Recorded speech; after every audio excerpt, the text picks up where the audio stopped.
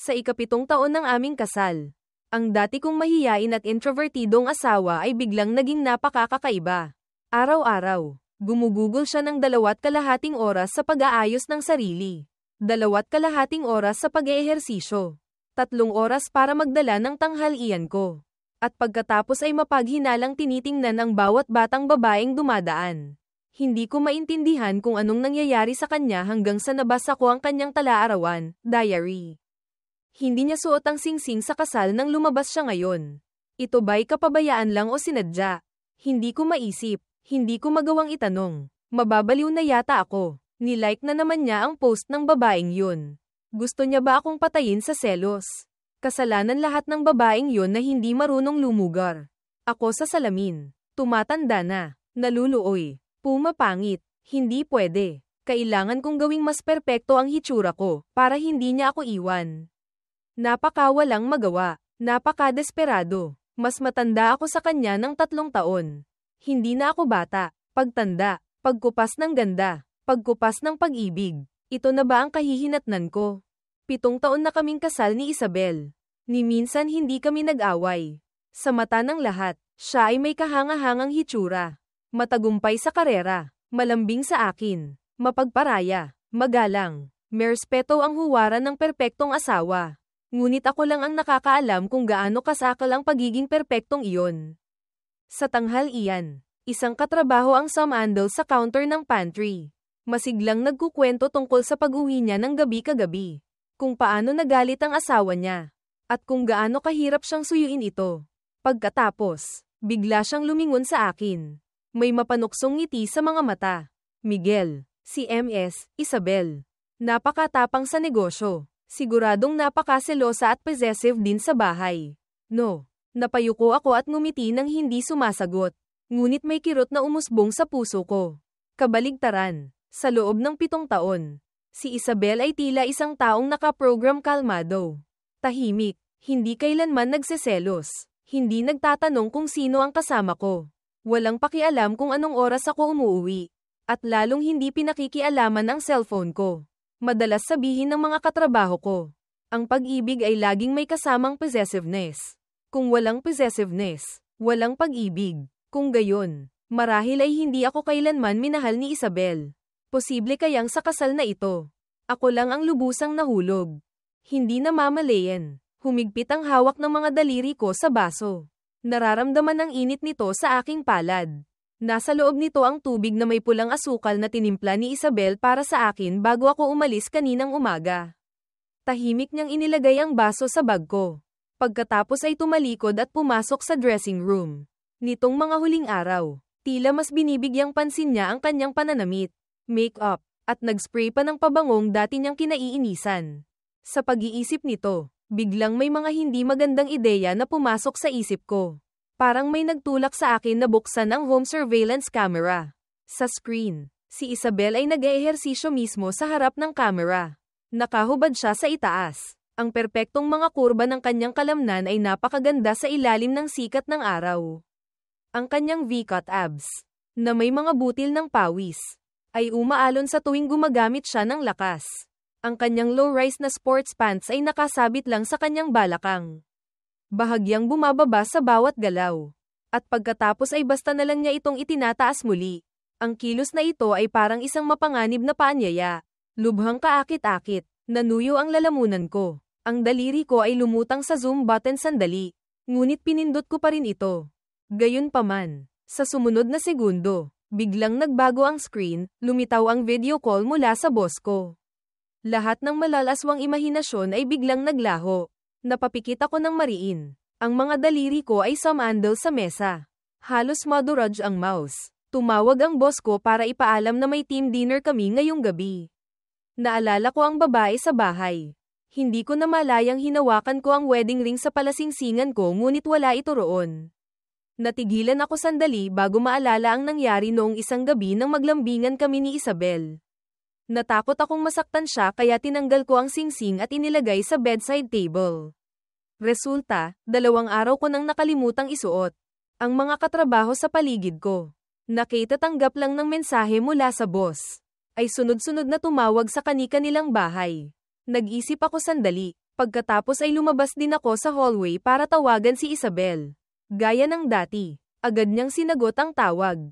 Ang kanyang boses ay malalim at kaakit-akit. Parang may pang-akit. Miguel, biglang uminit ang mukha ko. Isabel, may dinner ako kasama ang mga katrabaho ko ngayong gabi. Baka gabihin ako ng uwi. Pagkasabi ko nito, biglang natahimik ang kabilang linya. Walang sinabi si Isabel. Kahit ang paghinga niya ay tila napigil. Napansin kong may kakaiba. Dahan-dahan ko siyang tinawag. Isabel, nariyan ka pa ba?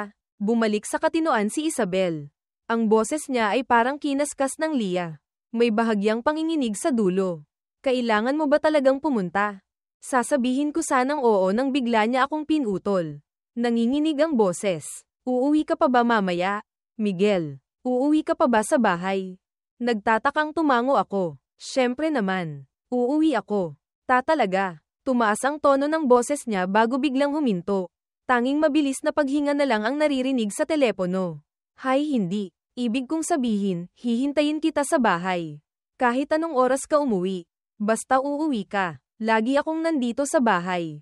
Maghihintay sa iyo. Napansin kong medyo kakaiba siya. Kaya nagdagdag ako ng isang habilin. Pakiiwan mong bukas ang ilaw para sa akin.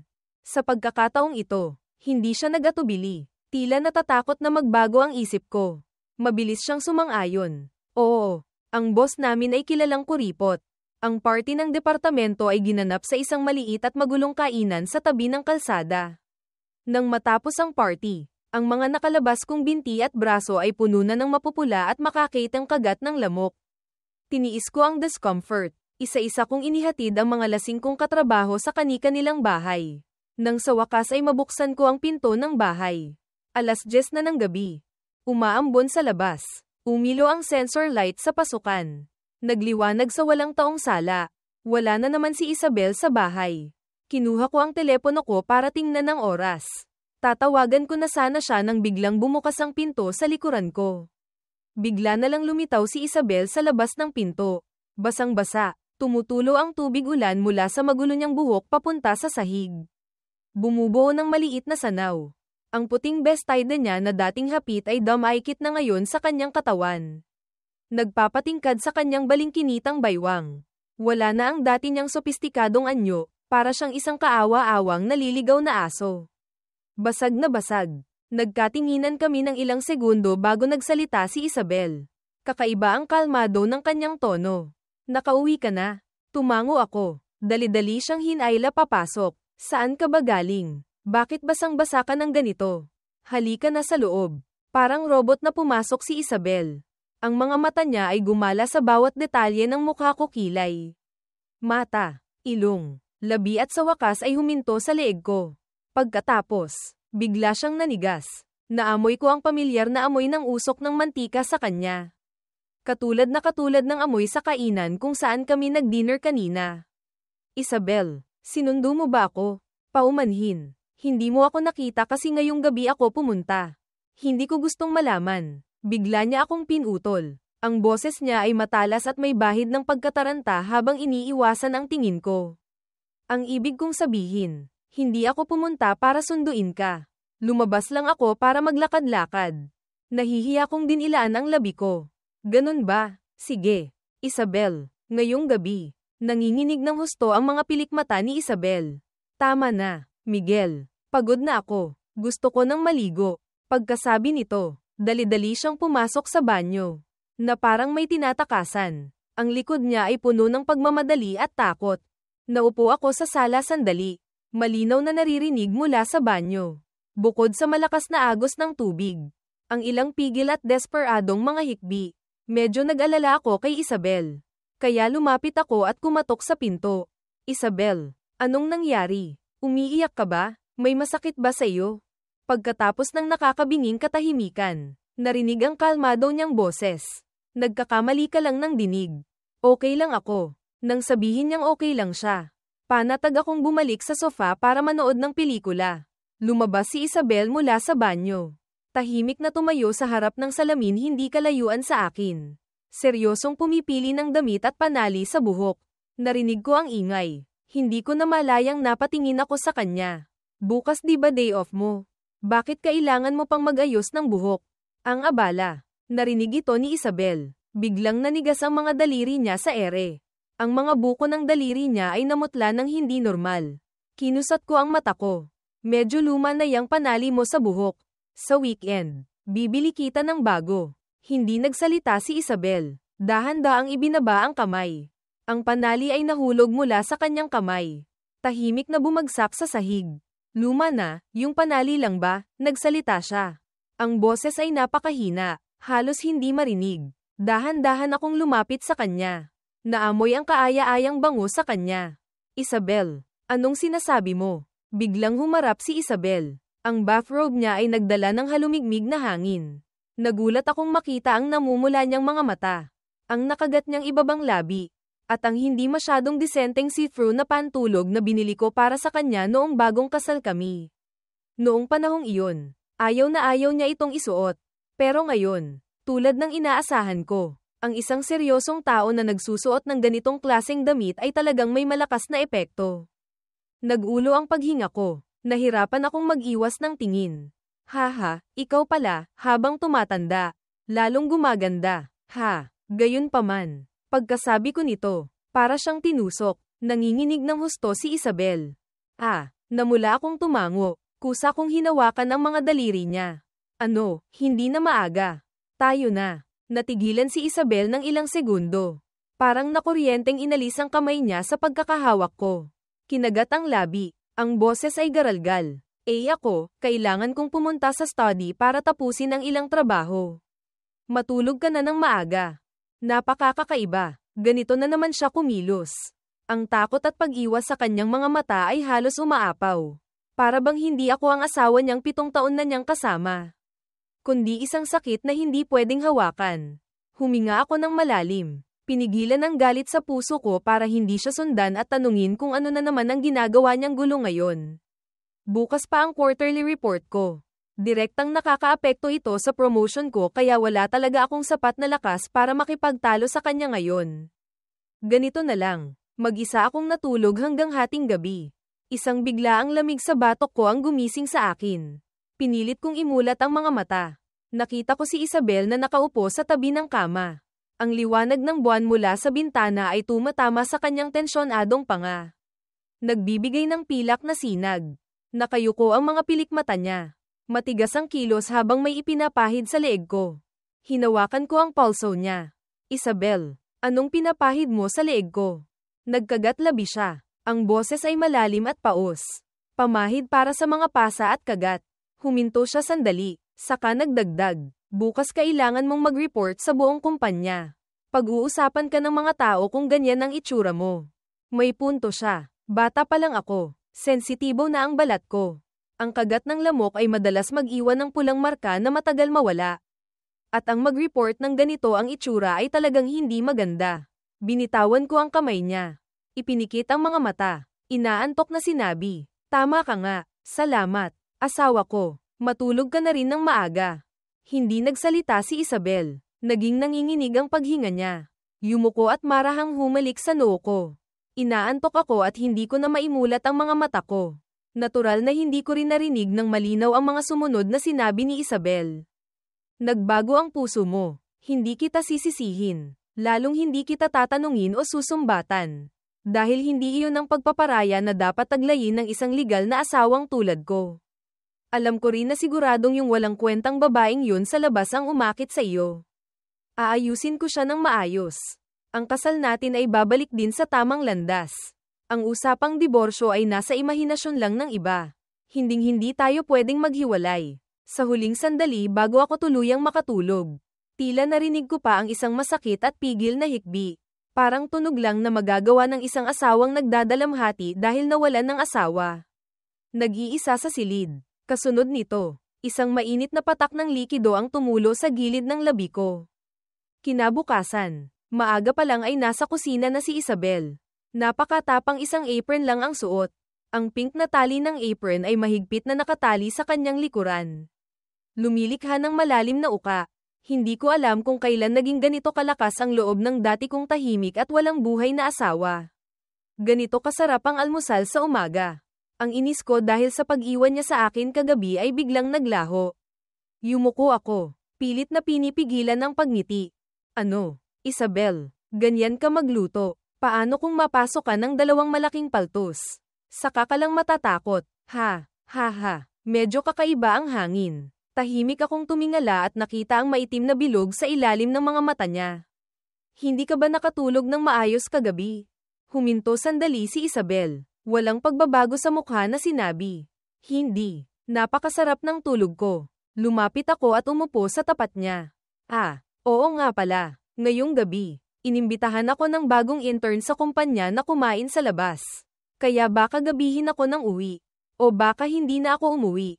Kasi may ilang gagawin pa. Nanginginig ang kamay ni Isabel na may hawak na kutsara. Biglang tumama ang kutsara sa gilid ng mangkok. Gumawa ng malutong na tunog. Matagal na katahimikan. Pagkatapos ay pilit siyang ngumiti. Halos nagngangalit ang mga ngipin habang nagsasalita. Sige lang, Miguel. Hindi maganda ang kalusugan mo. Sa gabi, huwag kang masyadong maglalaro ng matagal. Pumayag siya. Napakabilis. At hindi man lang nagtanong. Mukhang wala siyang pakialam kung sino ang kasama ko o kung ano ang gagawin ko. Naalala ko na naman ang hinala ko kahapon at ang pilit niyang kilos. Agad na sumikip at kumirat ang dibdib ko. Dinampot ko ang dalawang hiwa ng tinapay at lumabas. Pagdating ko sa pinto, may naalala ako. Kaya bumalik ako. Agad na tumuwid ang likod ni Isabel. Nanlaki ang mga mata na puno ng pag-asa habang nakatingin sa akin. Hindi ko siya tiningnan. Hinubad ko ang singsing sa palasingsingan ko at inihagis sa harap niya. Hindi ko muna isusuot ngayon.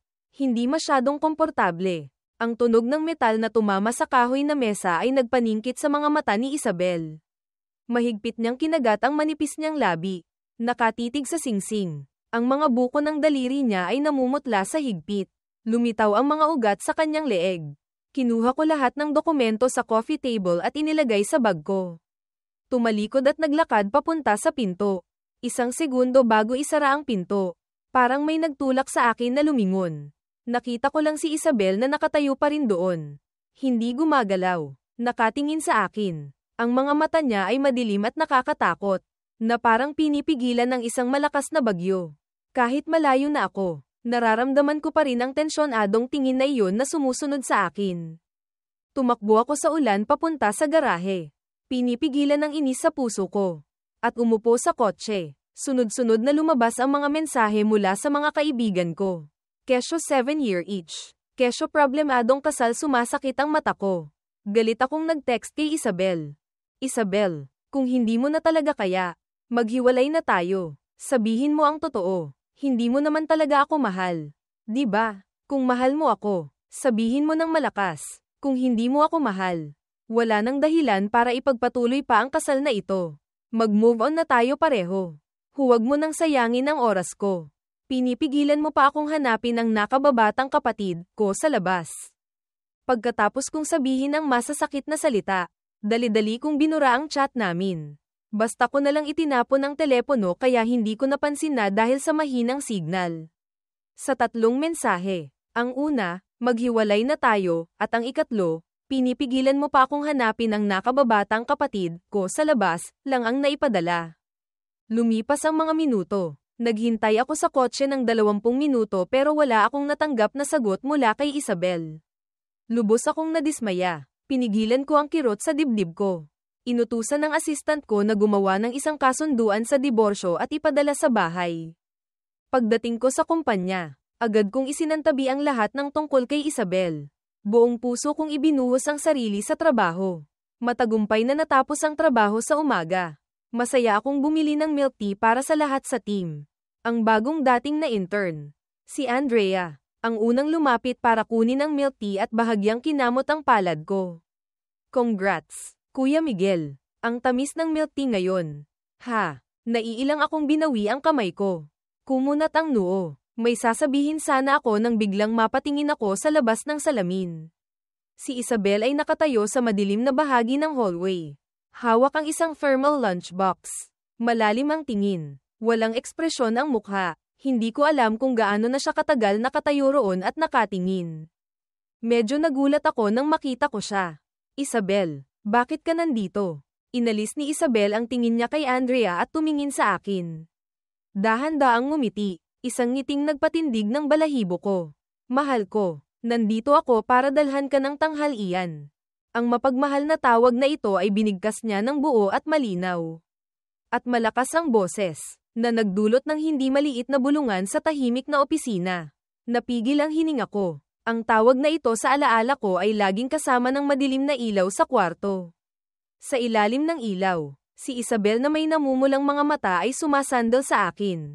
Ang basang buhok niya ay dumadampi sa baba ko. Ang mabilis niyang paghinga ay hindi mapigilan bago lumabas sa lalamunan ng paos at mahinang tawag na ito. Ngunit ngayon, isinigaw niya ito sa gitna ng maraming tao na dati niyang kinaiinisan. Agad na may kuryenteng damaloy sa likod ko. Biglang kumabog ang puso ko. Tila may kakaiba kay Isabel ngayon. Tinaasan ng kilay si Andrea. May nakakalokong ngiti sa labi.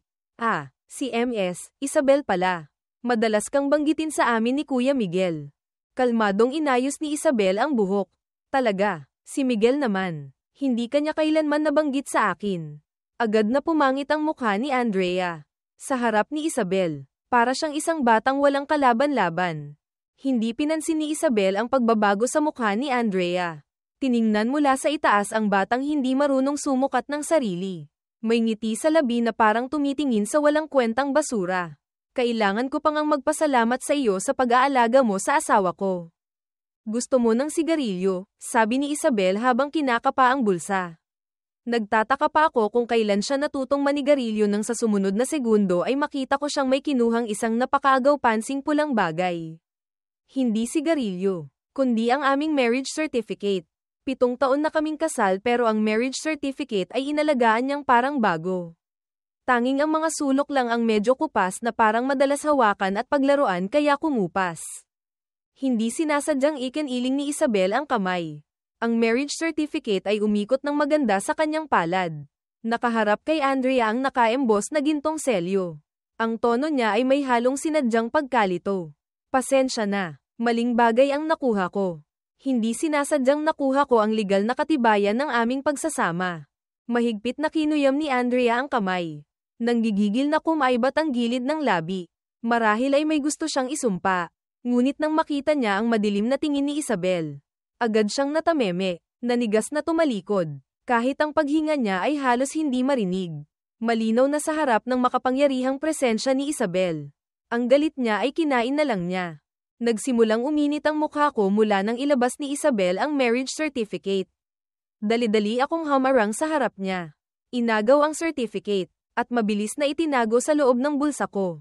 Isabel, bakit mo inilabas yan? Huwag ka nang tumayo rito. Makikita ka ng mga tao. Sumama ka na sa akin sa opisina. Pagkasabi ko nito, agad na gumuho ang pagtitimpi sa mukha ni Isabel. Ang kamay niya ay nanatiling nakaangat. Yumuko siya at tinitigan ako ng mariin. Ang ilalim ng kanyang mga mata ay pinaghalong desperasyon, hinanakit, at pagtutol. Tiningnan ko ang unti-unting nawawalan ng kulay niyang mukha. Bigla kong naisip ang pariralang, desperadong asawa. Bumalik ako sa katinoan at hinayla si Isabel ng mabilis papunta sa opisina. Sa daan, lahat ng makasalubong namin ay gusto ko nalang ibaon ang ulo ko sa lupa. Laging tahimik na sumusunod sa akin si Isabel. Ang mga mata niya ay unti-unting dumidilim kasabay ng pag-iwas ko. Hanggang sa itulak ko ang pinto ng opisina. Mahinang bumantong hininga si Isabel. Ang tensyon sa kanyang mga mata ay tuluyang naputol. Mahigpit niyang hinawakan ang pulso ko. Napasigaw ako. Marahas niya akong hinayla papunta sa kanyang dibdib. Idiniin ng malakas sa floor-to-ceiling window.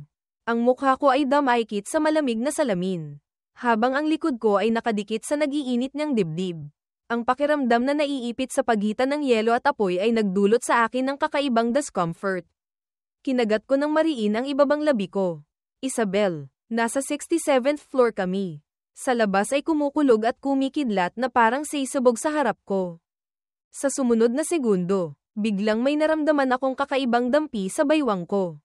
Ginamit pala ni Isabel ang ngipin niya para ibaba ang zipper ng pantalon ko. Ang tunog ng pagbukas ng metal na zipper ay napakalinaw sa tahimik na opisina. Ang malamig na kamay ni Isabel ay pumasok mula sa gilid ng baywang ko. Sakim na hinawakan ang sensitibong parte ko. na nagpanginig sa buong katawan ko.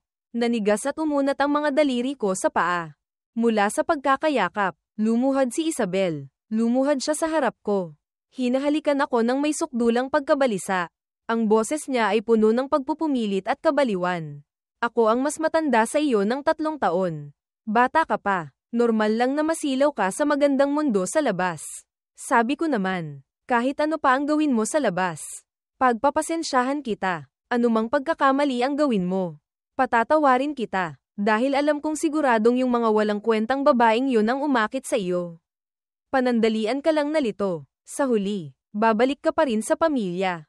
Kahit na may balak kang makipaghiwalay. Siguradong sila ang nagudyok sa iyo. Yang mga hampas lupang yan. Aayusin ko sila ng maayos at ibabalik ang lahat sa tamang landas. Sa sandaling ito, muling kumislap ang kidlat sa labas ng bintana. Ang mga mata niya ay namumula. Ang hindi may tatagong pagnanasa sa pag-aari ay biglang nailawan. Nagbulong siya. Pero hindi mo dapat basta-basta hinihingi ang diborsyo. Ganyan kadaling humingi ng diborsyo.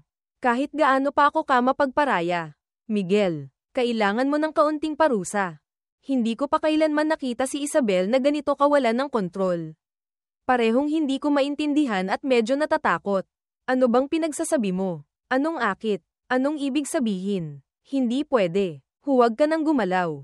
Isabel, nasa opisina tayo. Bitiwan mo ako. Kapag ganito ka pa rin, hihiwalayan na talaga kita. Gusto kong makipaghiwalay. Nanigas sandali ang kilos ni Isabel. Nang marinig niya ang banta ko, lalo pa siyang nag-hysterical. Hinailan niya ako papunta sa sofa. Susubukan ko sanang umupo nang dumating ang halik niya. Isang kamay niya ang humawak sa baba ko. Ang isa naman ay naghubad ng kanyang damit. Malalim at malakas ang halik niya. Ang dila niya ay pilit na pumasok sa pagitan ng mga ngipin ko. Halos umabot na sa lalamunan ko. Hindi pa ako kailanman ginanito ng bastos ni Isabel. Nanginginig ang buong katawan ko habang nakatingala.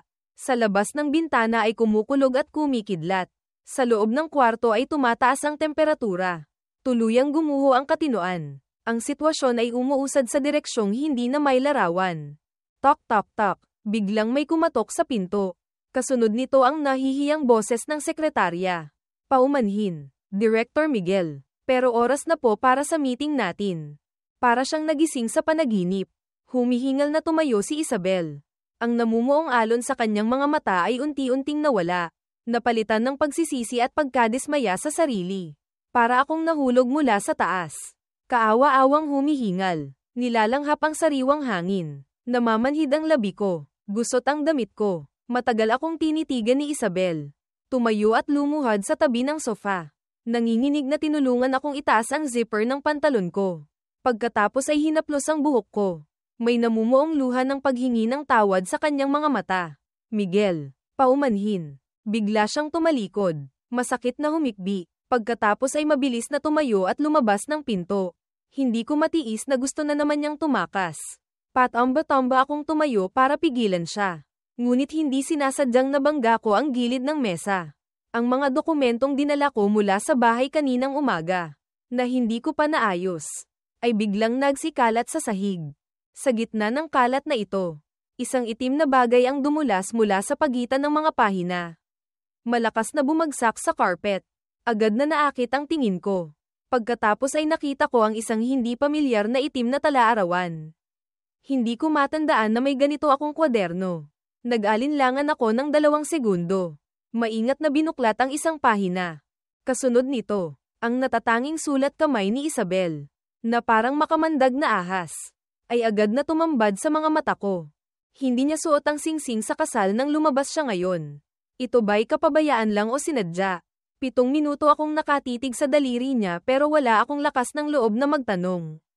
Nilike na naman niya ang post ng babaeng yun. Gusto niya ba akong patayin sa selos? Ano bang pinagkaiba ng like sa halik? Gusto niya rin bang halikan ang batang babaeng yun? Hanggang saan na ba sila? Dapat ko ba siyang tanungin? Hindi. Hindi pwede. Baka hinihintay lang niya akong magtanong para diretsahan ng sabihin ang tungkol sa diborsyo. Itatapon niya ako nang walang pag-aalinlangan. Hindi ko matatanggap. Hindi ko siya pwedeng tanungin. Hindi ko talaga kayang mawala siya. Ako sa salamin. Naluluoy. Pumapangit. May mga linya na sa gilid ng mata ko. Kailangan kong magsikap pa. Gawing mas perpekto ang hitsura ko. Kailangan kong gawin na kapag hinawakan niya ang katawan ko. Hindi niya ako kayang iwan. Ang laban ng legal na asawa ay talagang malupit. Kailangan kong gamitin ang lahat ng paraan para talunin ang mga masasamang taong gustong sumairon ng pamilya. Napakawalang magawa. Napakadesperado. Pero hindi na ako bata. Pagtanda. Pagkupas ng ganda. Pagkupas ng pag-ibig. Ito na ba ang kahihinatnan ko? Sa huli, itatapon niya pa rin ako na parang basahan. Nagising ako sa hating gabi mula sa bangungot na iniwan ako. Kinagat ko ng mahigpit ang kumot.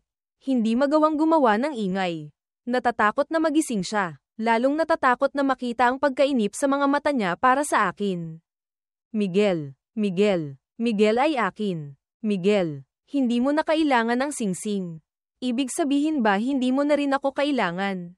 Ang daling-dali mong itinapon ang singsing. Ganoon ka rin ba kadaling itatapon ako? Minaliit ko ang tandang babaeng yun. Nagawa niyang ay patanggal kay Miguel ang singsing. Gusto niya talagang makipaghiwalay sa akin. Hindi pwede. Hindi pwede. Hindi pwede. Miguel, Miguel, Miguel. Isang buong gabi na puno ng pangalan ni Miguel.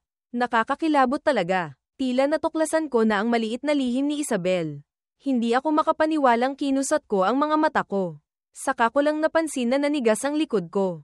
Ang kanang kamay ko ay hindi mapigil ang nanginginig.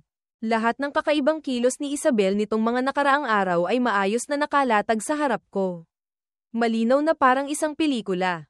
Araw-araw. Eksaktong 10:00 ng umaga. Nag-gym siya sa harap ng camera. Ipinapakita ang kanyang abs. Sinasadyang mag-spray ng pabangong pinakagusto ko. Maingat na inaayos ang buhok. Nagpapalit ng piniling damit. Kaya pala, ang kilalang disiplinado at reserved na CEO na ito sa harap ng lahat. Ang papel na ginagampanan niya sa likod ng mga kamera ay isang desperadong asawa na ang mister ay nagtataksil walang magawa. Takot sa diborsyo. Hindi magawang komprontahin. Kaya't sinasadya na lang na mangakit. Sinusubukang gamitin ang paraang ito para pigilan ang kanyang asawa. Nang mapagtanto ko ito, dahan-dahan akong huminga ng maluwag. Ang sarap sa pakiramdam hanggang sa manhid ang anit ko. Nanghihinayang lang ako na pinalampas ko ang magandang pagkakataon.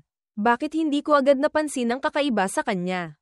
Bakit hindi ko agad natagpuan ang tala-arawang ito? Mabilis kong natanggap ang leave application ni Andrea. Dahil sa pagmamalasakit sa empleyado. Tinanong ko kung bakit siya nag-leave. Ang resulta, 3 magkakaibang dahilan ang sinabi ng 3 taong nasa harap ko. Sabi ng HR, nakagat siya ng ilang beses ng asong kalye. Sabi ng sekretarya ko, na aksidente siya sa sasakyan. Tumilapon ng 3 metro. Sabi ng katabi niyang katrabaho. Nahulog siya mula sa 5 metrong taas na hagdan. Nabali ang isang binti. Wala akong masabi. Kusa akong nag-text kay Andrea. Andrea, ano ba talagang ginagawa mo?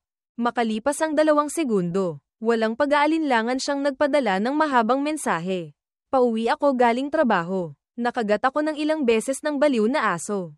Para maiwasan ng aso, tumakbo ako ng mabilis. Pagkatapos, nahulog ako mula sa 5 metrong hagdan at nabali ang binti ko. May mabuting taong nagdala sa akin sa ospital. Pero naaksidente naman kami ng malala sa sasakyan. Tumilapon ako ng 3 metro. Sa madaling salita, hindi ko na kaya ang trabahong ito.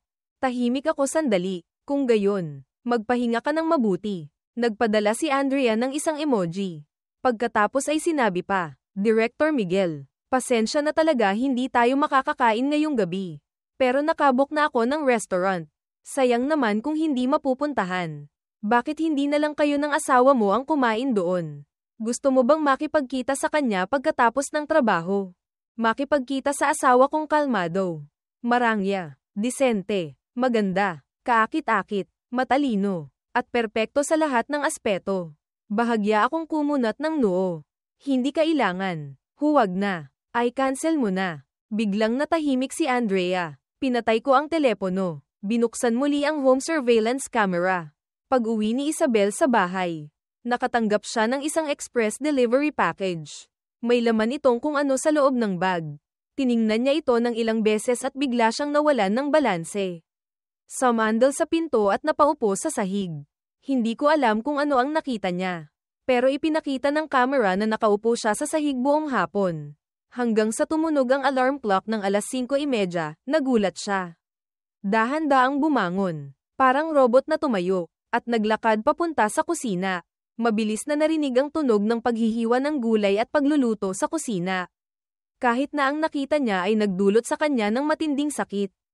Pagpatak ng alas 5:30, lahat ng emosyon niya ay kailangang magbigay daan sa isang mas mahalagang bagay. Malapit nang umuwi ang asawa niya para maghapunan. Kailangan pa niyang magluto. Humigpit ang hawak ko sa kamay. Biglang hindi ko na kayang maghintay pa. Gusto ko nang umuwi. Gusto ko nang umuwi sa bahay. Habang pauwi, marami akong naisip. Naisip ko na pagbukas ko ng pinto mamaya, ihahagis ko ang diary sa mukha niya. Hayop ka. Akala mo ba nagtataksil ako? Ganyan ba ang tingin mo sa akin? May bibig ka lang para kumain. No. Bakit hindi mo ako tinanong? Tapos hindi ka pa maglakas loob magtanong. Yung pagiging desidido at matapang mo sa negosyo. Kinain na ba ng aso? Ang galing mong tumulong sa akin sa trabaho. Pero pagdating sa sarili mo, hihila ka ng tali pa ng aso. Nagbubulong-bulong ako ng sumpa sa buong biyahe. Pero pagbukas ko ng pinto, agad akong sinakal ng mamasa-masa at mabigat na atmosfera sa sala. Ang anino ni Isabel ay nakatago sa dilim. Ang mahahaba niyang daliri ay mahigpit na hawak ang isang maputlang dokumento. Pilit na pinipigilan ang damdaming gustong sirain ang lahat. Miguel, sabihin mo sa akin, bakit kailangan mong makipaghiwalay? Natigilan ako at nanlaki ang mga mata. Sa liwanag, nakita ko ng malinaw na ang dokumentong hawak niya ay isang kasunduan sa diborsyo. Patay. Ang kasunduan sa diborsyo na basta ko lang pinagawa sa assistant ko kaninang umaga ay diretso palang naipadala kay Isabel. Dahil alam kong si Isabel ay nawawalan ng kontrol na parang baliw na aso kapag naririnig ang salitang diborsyo. Kinamot ko ang ulo ko. Dali-daling nagpaliwanag. Isabel, hindi pagkakaunawaan to. Hindi ko naman talaga gustong makipaghiwalay sa iyo. Talaga, tanong niya. Hindi pagkakaunawaan. Hindi ko alam kung ano ang naisip ni Isabel. Biglang naging kalmado ang boses niya. Na para bang tinatanong niya lang kung ano ang panahon ngayon. Kung gayon, patunayan mo sa akin. Nagkagat-labi ako. Mabilis na inayos ang buong pangyayari sa isip ko. Handa na sanang magsalita nang bigla niya akong pinutol. Ang boses niya ay paos na parang basag na yelo. May dalang utos na hindi pwedeng tanggihan. Miguel. Ngayon din, agad-agad, halika rito at halikan mo ako. Nanigas ang buong katawan ko. Halos akala ko nagkamali ako ng dinig. Hindi ko na malayang tumingala ako sa kanya. At nakita ko ang panandaliang sakit sa kanyang mga mata. Bumantong hininga ako. Lumapit sa ilalim ng mapaghinala niyang tingin. At mariing hinalikan ang kanyang mga labi. Naglapat ang aming mga labi at dila. Matagal, ano pa ang gusto mong gawin ko? Nang maghiwalay kami. Hingal kong tinanong siya. Dumilim ang tingin ni Isabel. Wala pa ring tiwala. Binigkas niya ng paisa-isa ang bagay na lagi niyang kinatatakutan at itinatago. Kapag naghiwalay tayo, papatayin ko talaga yang kaibig-ibig mong nakababatang kapatid na nagsasayaw sa labas. Ito na naman ang ginagamit niyang panakot sa akin. Natawa ako. Wala akong kaibig-ibig na nakababatang kapatid na nagsasayaw sa labas. Pero mayroon akong isang nakatatandang kapatid dito sa bahay na pinahihirapan ang sarili. Natigilan si Isabel ng isang segundo. Pagkatapos ay galit na sinabi. Kung gayon, sino ang nagustuhan mo noon? Sasaktan ko siya. Ikaw lang ang nagustuhan ko. Paano mo sasaktan ang sarili mo? Biglang nanigas si Isabel. Ang dilim sa kanyang mga mata ay agad na naglaho. Bahagyang nanginginig ang dulo ng kanyang mga daliri. Wala akong magawa kundi haplasin ang mukha niya.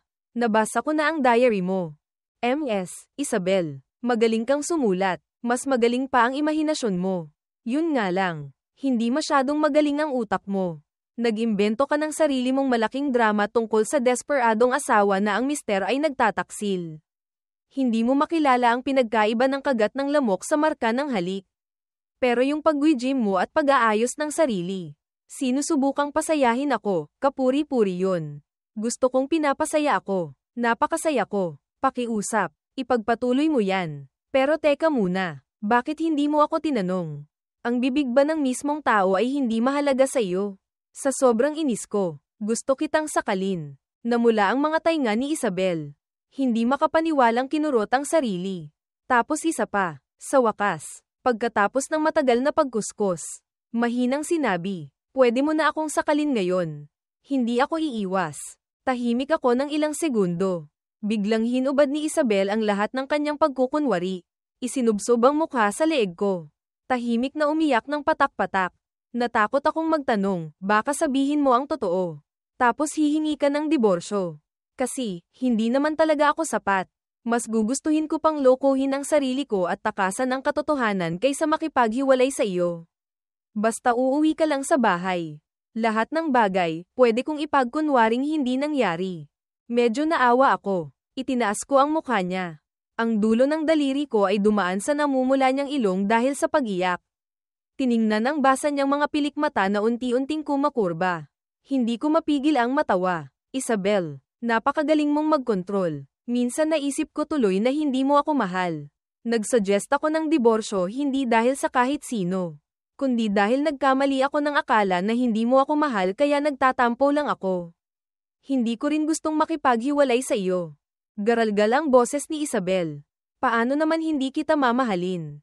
Kaya ko ngang kumbinsihin ang sarili ko na pagpasensyahan ka sa mga ginagawa mo. Hindi mo alam kung gaano kita kamahal.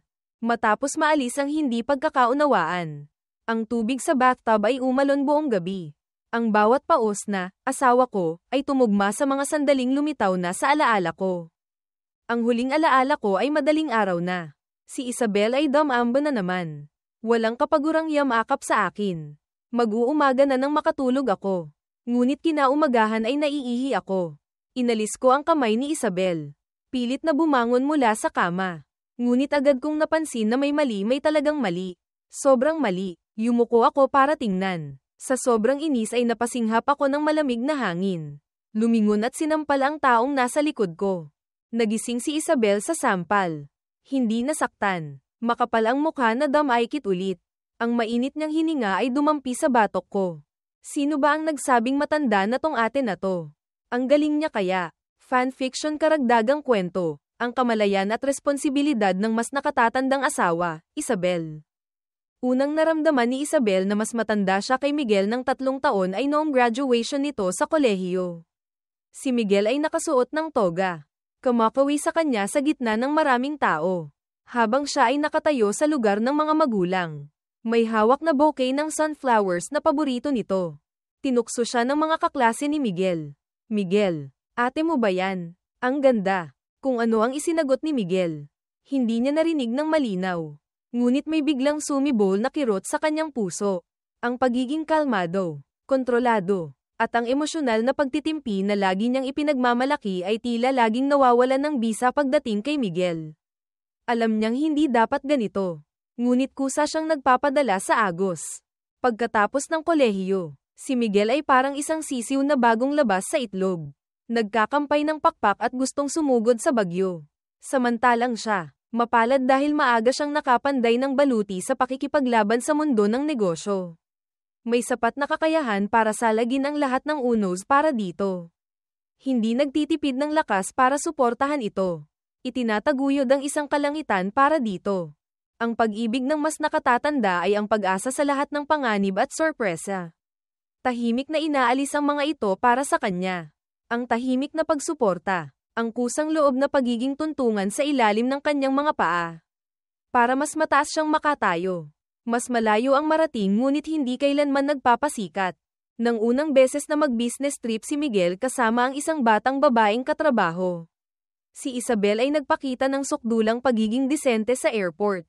Kusa pa siyang tumango bilang pagbati sa babaeng katrabaho. Maayos na inilagay ang scarf kay Miguel.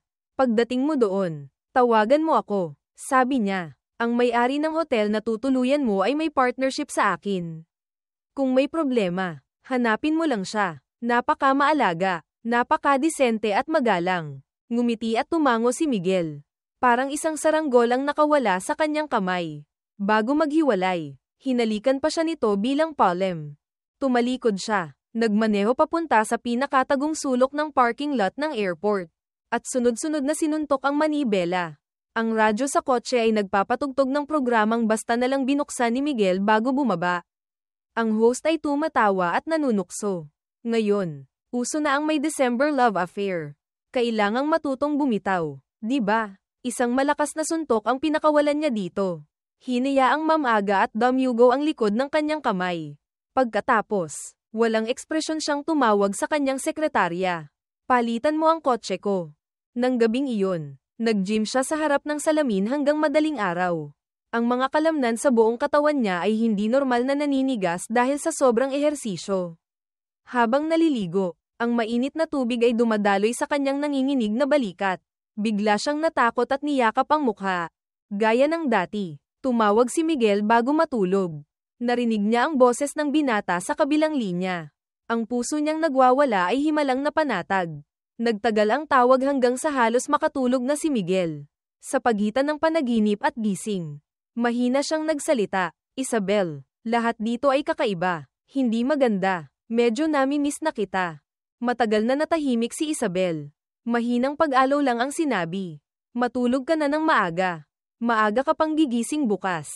Pagkatapos, tahimik siyang nag-text sa sekretarya. Nagpabook ng flight papunta sa syudad kung nasaan si Miguel. Walang tigil siyang lumipad papunta roon sa gabi ring iyon. Natatakot na kung mahuhuli siya ng isang segundo.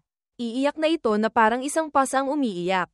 Sa mundong ito na puno ng hirap at sakit, sila pala ang lunas ng isa't isa.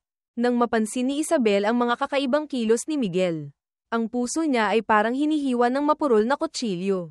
Ang singsing sa kasal na nakalimutan niyang isuot, ang ngiti habang nakatingin sa telepono, at ang interaksyon niya sa batang intern, lahat ng ito ay nagtulak sa kanya sa bawat gabing walang tulog na isipin ang pinakamasamang posibilidad. Nagsawa na siya sa asawa niyang mas matanda ng 3 taon. Sa totoo lang, basta gusto pa niyang umuwi. Basta hindi siya humihingi ng diborsyo. Lahat ng bagay ay hindi problema. Hindi ba? Handa siyang maging isang bulag na nagloloko sa sarili. Nagsimula siyang mag-ayos ng sarili ng mas maigi. Sinadyang ipakita ang kanyang mga kalamnan sa harap ng kamera habang nag-gym. Nag-spray ng pabangong pinakagusto nito. Dinala ang marriage certificate sa harap ng karibal para magpakita ng kapangyarihan. Sinabi niya sa sarili na ang pinakamalalim na pag-ibig ay ang pagtalikod sa pag-aari. Ang kusang loob na pagiging disenteng reserbang pagpipilian sa buhay nito. Ngunit humingi pa rin siya ng diborsyo. Kahit ang karapatang maging reserbang pagpipilian ay malapit nang mawala sa kanya. Malapit na siyang mawalan ng kontrol. Pinilit niya itong halikan sa opisina. Mapilit na gustong mag-iwan ng marka ng pag-aari sa katawan nito. Sa sandaling bumalik ang katinoan niya. Hindi niya man lang magawang tumingin sa mga mata nito. Natakot siyang makita kahit kay titing na pagkasuklam at galit. Lalong natakot na muli itong humingi ng diborsyo. Ang taong dating kayang magpaulan at magpahangin sa mundo ng negosyo ay ngayon, sa harap ng lalaking mahal niya, ay parang isang asong nawalan ng amo. Ngunit mabilis na natuklasan ni Miguel ang talaarawang iyon. Ang huling saplot ng kahihiyan sa pagitan nila ay hinayla pababa. Si Miguel ay hindi tulad ng nasa alaala niya na aalagaan ang possessiveness ng ina. Hindi rin tulad ng sinabi ng ama na siya ay abnormal at pinapaalis siya. Sa halip, masaya niyang tinanggap ang madilim na bahaging iyon ng kanyang pagkatao at kusa siyang niyakap. Sinabing isa siyang tanga. Napaiyak siyang yamakap ng mahigpit dito. Na para bang sa wakas ay nahawakan na niya ang tinik na matagal nang nakabitin sa kanyang puso. Pala. Ang pag-ibig ay hindi kailangang laging tahimik. Pala, ang pagnanasa sa pag-aari ay maaari ring ipahayag ng hayagan. Ang responsibilidad ng mas nakatatanda ay hindi lang ang pagprotekta, kundi pati na rin ang tapat na pakikitungo. Magandang gabi.